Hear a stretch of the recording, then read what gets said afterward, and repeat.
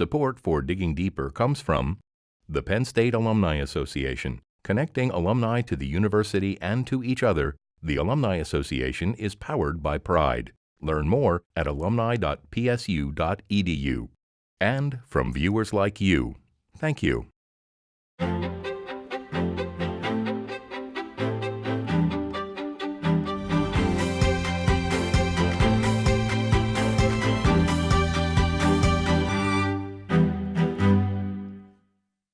Hi, I'm Robert Johnson. Investment drives business and innovation. Many startups would not grow into successful companies without seed funding in their early stages. This funding can allow companies to develop their products and ideas while growing in a sustainable way. In the past, Pennsylvania has struggled to attract startups and venture capital, but that is starting to change.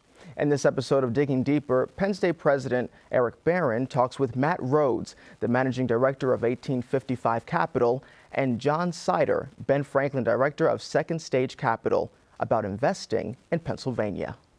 So thank you both for joining me. It's a great topic. You know, when I came in the door at Penn State and we started to think about INVENT Penn State, there were a number of areas where people said this isn't going to work because, and one of them was a public university can't really invest in their intellectual property like a private can.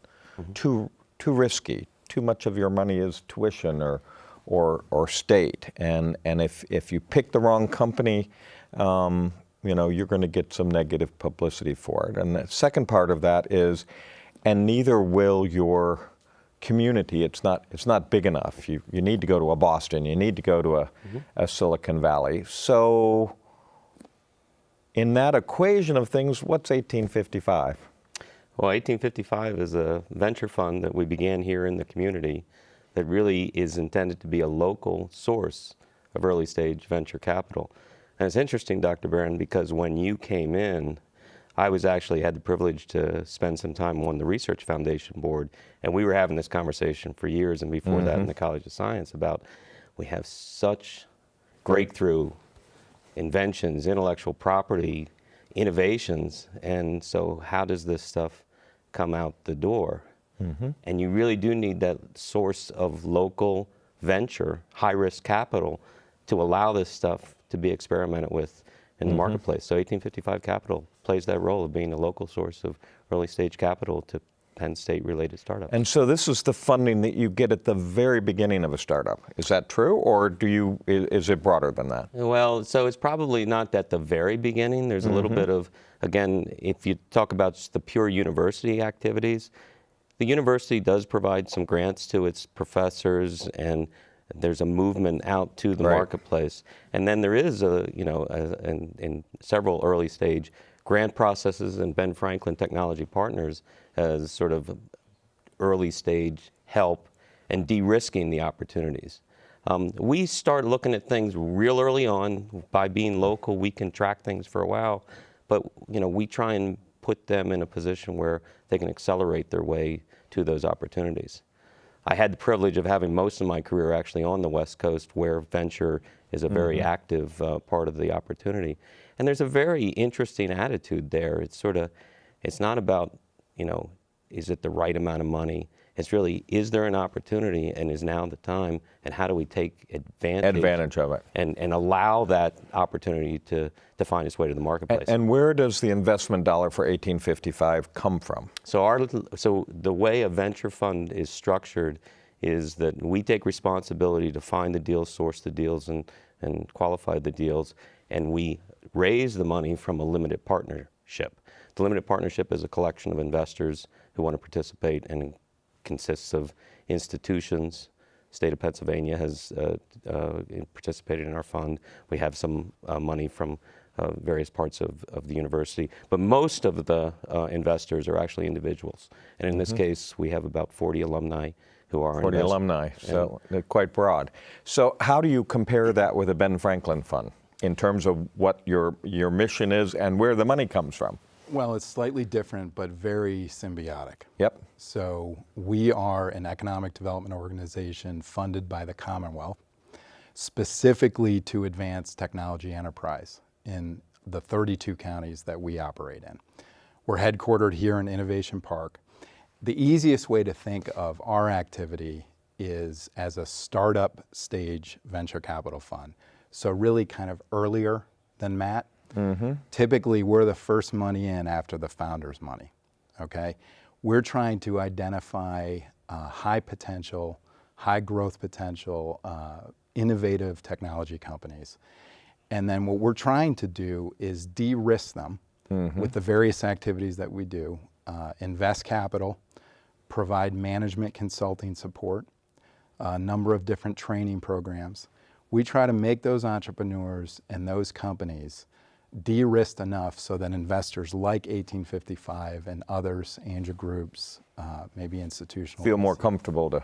Exactly. Yeah. Exactly. So are you two in constant communication across this sort of bridge in time and readiness of a company?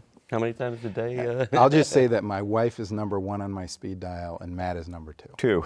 and that was important that was designed that way. So Yeah. but you yeah, know, we are in very constant communication, and it's really sort of a symbiosis in terms of, we can see some things early on that might have, sort of transformative potential. Yeah.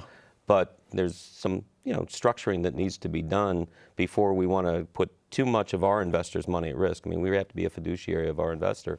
And so it really is the case that we can work in symbiotic relationship to get these things moving along. But so this is a great connectivity in a lot of ways. So here's the university's innovation fund, help get an idea a little closer to the market. It passes through some filter to early stage, and that's passing through a filter that allows you to have de-risk that investment for a group of alumni and institutions that see the promise of the intellectual property coming out of the university and community. So I just said university and community, but who can come in your door? Well, really anybody can come into our door. Again, Someone from Silicon Valley? It's true. Oh, okay. We basically define the Penn State community Broadly. as our broad Penn State community. Yep. And we did that quite explicitly as we defined the fund, because if we're going to be successful, we have to do well to do good. And so in a lot of ways, investing is all about being able to take the opportunities as they present themselves. So we've kept the aperture relatively broad. That said, I would say that our pipeline right now is we're looking, between companies that we're actively investigating and companies that we're watching, we call on the radar screen, we have 20 or so companies. I would say all of them are in the state of Pennsylvania right now. Yeah. And Okay. I would say that well over half of them are just, you can identify the blue and white in them very, very quickly. Yeah. Okay. So, but if I hear that right, there's not a requirement to be in Pennsylvania, but it leans that way. Yeah, it leans There's hard. not a requirement for it to be university. It could be community. Yes. In fact, our first investment is a set of Penn State alumni who started a company in Harrisburg that's sort of, they're former Penn State football players. It's Pledget is a crowdfunding platform Right, yeah. for sports-based crowdfunding. It's all started by Penn State alumni, and it's very sort of a really nice thesis of how we can be local to help these guys Yeah. get funded. Very impactful. And in your case, who can come in the door? So we'll talk to anybody. Pennsylvania resident requirement? Yes, there is a Yeah. Pennsylvania resident requirement. Right. We wouldn't invest in Silicon Valley. Our focus is, people get intimidated sometimes by what you guys just focus on technology. But what I tell people is that doesn't necessarily mean circuit boards and bubbling beakers.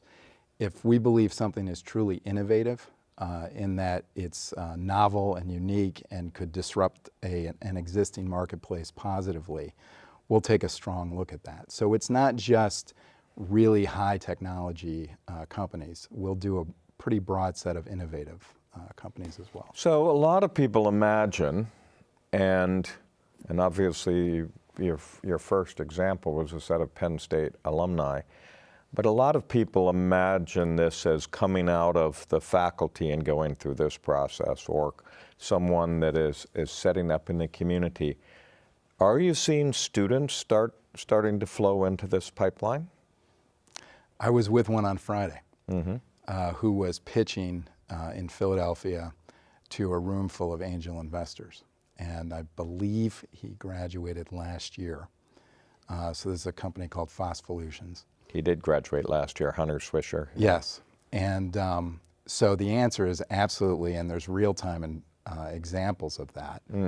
And many of the investors came up to me afterwards and commented about what a mature young man he was. Not just the typical youth and energy, but also a willingness to be coached, the way he answered questions. They were very impressed. So yes, we have a perfect example. Good. Have any found their way to you? Well, absolutely. And I would say that there's probably a lot more student startups actually in the community than actually the ones coming out of the university, just by count.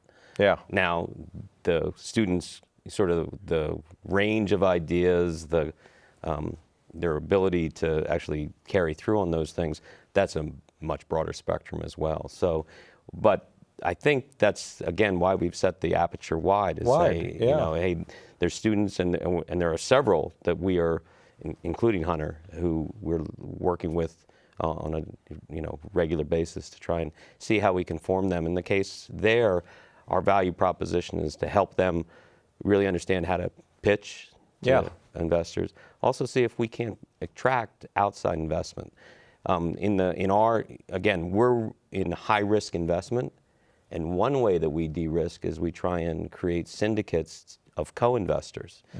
And it lowers the risk to have many people involved. Well, it does, and also because we have such a broad aperture, it's important that we find domain experts. And so, okay. So I just want to make sure that I understand this. So you have a set of investors, but it's not sort of a managing group that invests the full portfolio. You're actually trying to attract people to particular projects.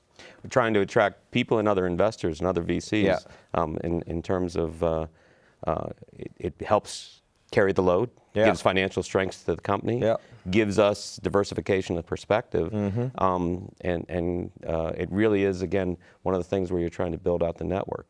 If you talk about our business, I'd like to say we're not in the investment business. We're in the company building and exit business, right?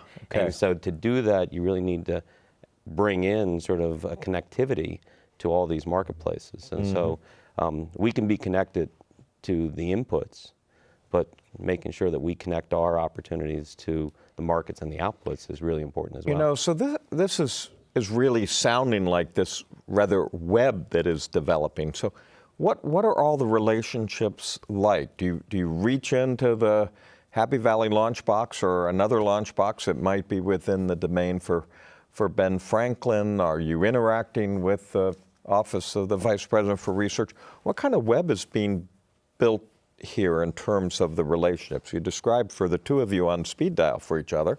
Yeah, and the answer is all of the above and more.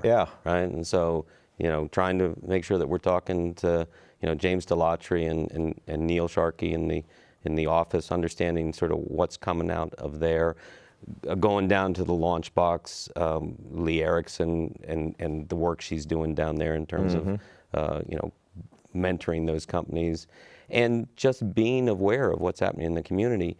And then the other part of that, which is the more of, is then trying reaching outside the community and into our broad alumni base to say, hey, we have this fintech startup here, and we have somebody working in an investment bank in New York City. How does this relate to what you're doing? And our alumni, of course, are always very interested. They jump right in. Jump right in. This is one of the most astoundingly wonderful things to me, because our alumni seem really eager to participate in this mode of success of our students and faculty. And a few years back, it wasn't much there. That's right. And now it's... And it's exactly that, what you say, it's a web. Our core job is to be a connector. And it's sort of to reduce... Because this promotes success. That's right. It's to reduce the degrees of separation of our entrepreneurs to the market. And if we can reduce those degrees of separation, we give them a better opportunity. Do you see the connectivity with like how a young company finds a place to sit in State College or surrounding communities so that they have physical space and other things that they need? Is that in the equation here for this relationship? It is. We're not, we're not the You're real not a broker. Yeah, we're not the for space. But I think there's a couple things there. That one, there's lots of initiatives in the community here and in State College and the other campuses. I mean, Launchbox, as you know, your initiative is really at every one of the campuses. So that's important too. I think the other thing that is also true is that using the modern communication technology to essentially virtualize our company's presence. And so if we compare to Silicon Valley, Silicon Valley is not a great place to do a startup anymore. It's tough to do a startup in a $2 million garage, right? Yeah. But the way they're solving that problem is they're using virtualization to find resources outside that expensive area. We've got to create the converse connectivity where we can take advantage of connecting our resource here to the exits and the markets and constantly tell people you can go to Silicon Valley, have a really crummy apartment at a huge price and eat ramen noodles, or you can build your company right here, have a good hamburger and a decent place to live while you're doing it. That's right. It's much better. So John, if you were to sit back and say, here are some of the key successes. This is what I'd go back to the Commonwealth of Pennsylvania with and say, this is why the state is investing there. What would be some of the examples that you would give as kind of hallmarks of that investment by the Commonwealth? So actually right now, while we're taping this, we're having a company present to our board that is celebrating their 100th employee. This is a company, KCF Technologies, that does wireless monitoring of machinery and equipment. That is a wonderful growth story and a perfect example of how this ecosystem supports growth. And I wouldn't say that every company ends up hiring 100 people, but we have good examples of that. There was a company in Bellefonte called SchoolWires that had an educational communications platform that ended up being acquired by Blackboard, which is a terrific story and very exciting. So one of the things that these people testified to is there was the availability of early stage capital that Ben Franklin provides right at the startup stage, which is so rare. But then there was also the mentoring, kind of the Switzerland-like neutral mentoring that is not there to create necessarily a profit for Ben Franklin or anything, but really just to develop the entrepreneur so they could put trust in us early. And then also the different training resources along the way. KCF in particular benefited by an initiative by Ben Franklin called the Shale Gas Innovation and Commercialization Center. And they, through the relationships and network that the directors of that center had, the industry network, they were able to benefit and make great introductions for the company. So that's something else that we've been able to provide as a network of people and relationships. You know, over and over again in so many things, the mentors play such an important role. And you listen to people trying to do it all on their own and what a profound impact the mentors have. So what would you pick as the things that rolling out here you're starting to feel pretty good about? Well, again, we feel good about Pledget. I think that, it's interesting because that KCF example, that's, Penn State professor and his student who started that. And there's several examples of that we see that I hope turn into stories that we're celebrating 10 years from now in terms of us being able to bring those things out, because I think we don't have the success stories to look back on yet. Right, but you've got the beginning. Well, we certainly have the beginning. Yeah. And the more we've gotten into this as we started investing early in the year, it really is the case that the opportunities and the quality of the innovations are really there. So if we can just bring this thing together, we're going to be celebrating what does Pledget do different? Do you know? So Pledget is a sports-based crowdfunding platform. So it's purely sports performance-based. So it gives you the opportunity to, raise money for runs scored, raise money for touchdowns, raise money for sacks. And it's actually the founders are all former Penn State football players, and they were the founders of Uplifting Athletes, which is the NCAA yearly fundraising opportunity where all the football teams raise money for their weightlifting in the spring. They replicated that. The story there is they replicated that. If you remember Devin Stills, Yeah. and he raised money for his daughter, and that essentially turned it into, hey, this is a much broader opportunity. And so Scott Shirley, the co-founder, basically turned it into a crowdfunding platform that is now available to all sports teams and all, fundraising activity for sports performance base. That's fun. And what I like also is frequently Penn State allows itself to be a guinea pig for some of these things too. So that gives you an extra layer of testing. You were about to say something, John. Well, I was just going to say it's not specifically sports. It's any kind of performance, because you remember there was a little girl, video of the little girl that's right. that is raising money for how many books she's read. Yeah. I guess her parents said that they'd buy her a computer if she read a certain number of books. So she put a fundraiser on the platform.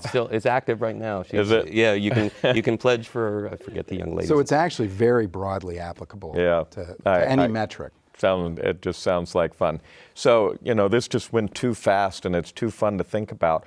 But what do you project, and just a short statement here, what do you project as the future? If we go out 10 years, what do you think you'll see? My job right now is that we see that 1855 Capital has built a portfolio of 20 or so companies, and in that there's several stories that make our community proud of the kind of things that we are able to accomplish. So this means your success, you'll see added growth in the investor side and in the number of things that you make successful. So do well to do good, I think. Do well to do good is a good thing, and I always say do more and do better. Quick answer of where you see yourself in a decade? So recently, Durham, North Carolina had 7 exits in 2 years that totaled $1.5 billion. Wow. I absolutely believe this region can do the same thing. The same thing. That sounds like a great future for all of us. Thank you so much for joining me. Fun to think about this major part of the equation being solved in some ways. Yeah. Thank you. Thank you, Dr. Thank Barron. you.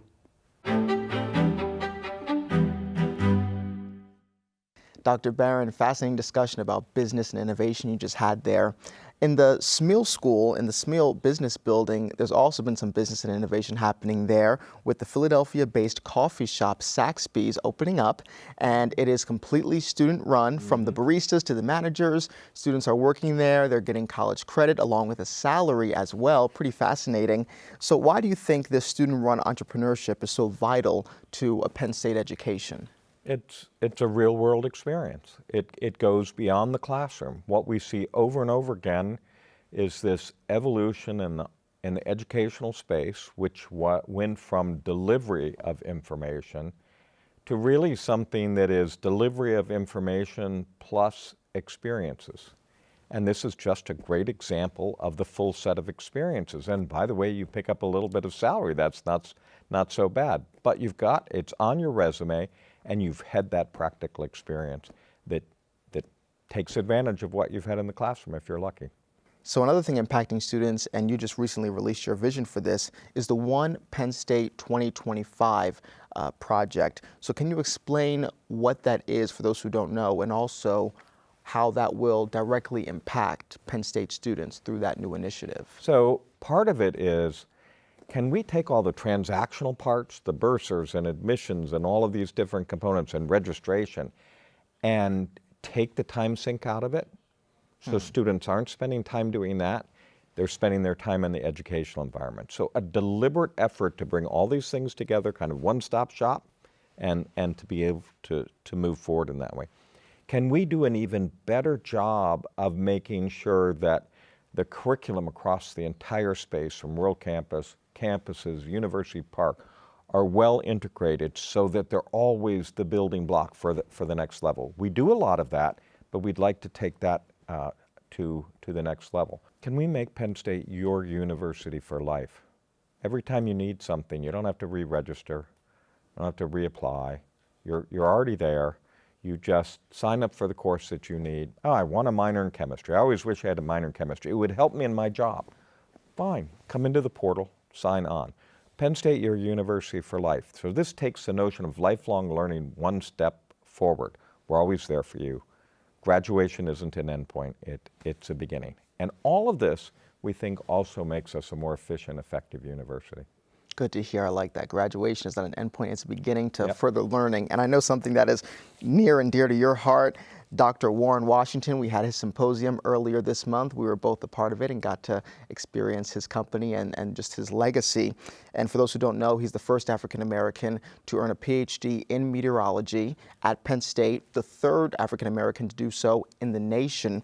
And of course, he helped you out in grad school. He was a mentor for you. So how has his legacy impacted you personally, and how is his legacy still impacting Penn State today? So first of all, he's an extraordinarily gifted scientist. He is. An innovator in developing numerical models of the atmosphere. Second of all, he's and won the National Medal of Science in the process. Second of all, he's an extraordinary mentor. He looks at people from the viewpoint of your talent, you have interest in this particular discipline, and he just feels this sense of obligation, maybe from his own history, which wasn't so easy, his own path, it wasn't so easy, to really mentor people across the board. And so I think hundreds of people out there, including myself, owe some part of their success to Warren Washington. And what a role model to have as a Penn State alum. I appreciate that. Thank you for your time, Dr. Barron. My pleasure. Support for Digging Deeper comes from the Penn State Alumni Association, connecting alumni to the university and to each other. The Alumni Association is powered by pride. Learn more at alumni.psu.edu. And from viewers like you, thank you.